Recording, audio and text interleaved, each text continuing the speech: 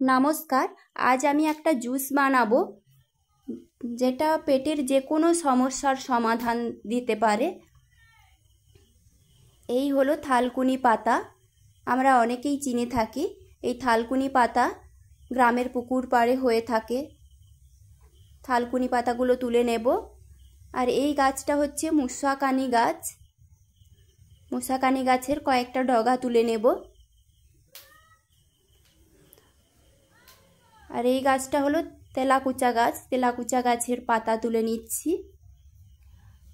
সব পাতাগুলো আমি 3-4 বার পরিষ্কার জলে ধুয়ে, গরম জলে 2 বার ধুয়েছি।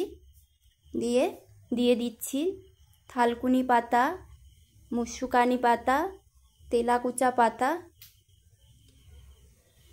মিক্সিতে দিয়ে দিচ্ছি কাঁচা হলুদ কুচি, দিয়ে সব একসঙ্গে পেস্ট করে নেব।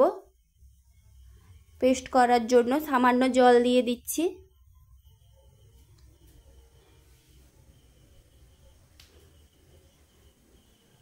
পেস্ট করার পর ছেঁকে নিতে হবে। একটা ছাঁকনি দিয়ে ছেঁকে নিচ্ছি। সামান্য জল মিশিয়ে ছেঁকে নিতে পারেন।